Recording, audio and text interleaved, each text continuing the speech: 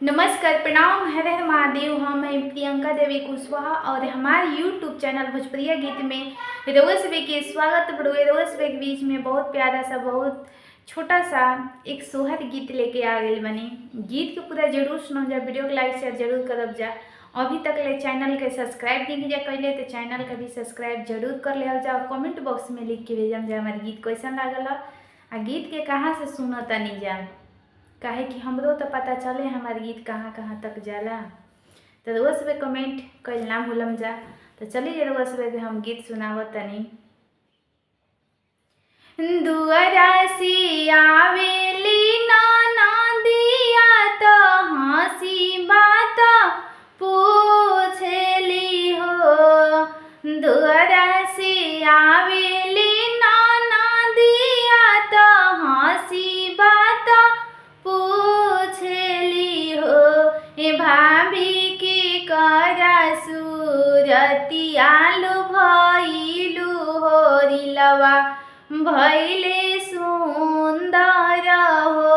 ए भाभी के करा सूरतियालु भइलु हो, रिलवा भइले सुंदर हो। सुतला में रहनी महलिया तो सैया के सिजरियानु हो। सुतला में रहनी महलिया तो सैया के सिजरियानु हो। ननदो सपना में आइले ननदोइया हो, रिलवा भइले सुंदर हो। ननदो सपना में आइले ननदोइया हो, रिलवा भइले सुंदर हो। दुआरा से आवले देवरा जी तो हंसी बात पूछले हो। दुआरा से आवले देवरा जी तो हंसी बात पूछले हो।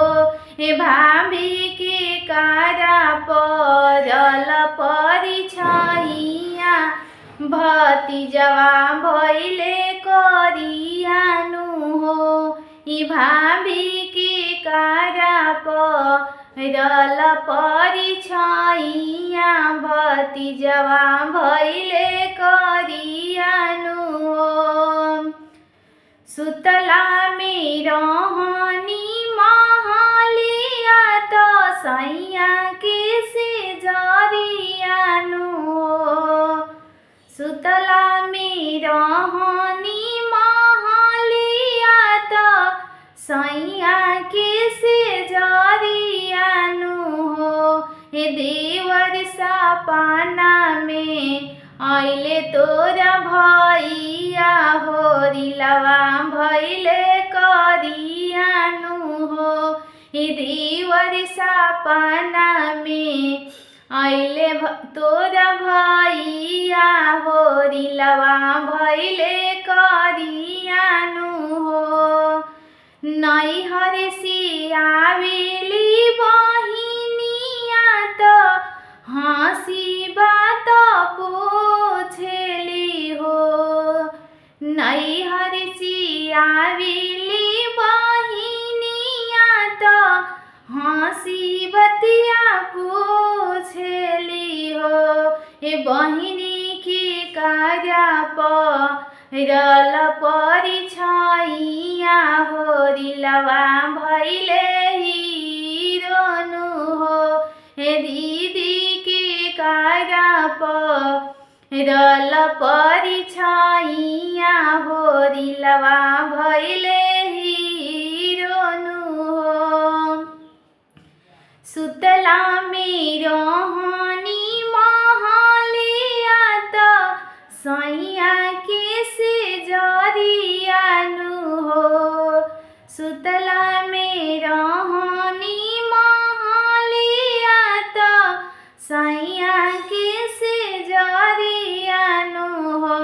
हे बहिनी सा सपना में आइले बहनोइया हो दिलवा भइले हीरोनु हो हे बहिनी सपना में आइले बहनोइया हो दिलवा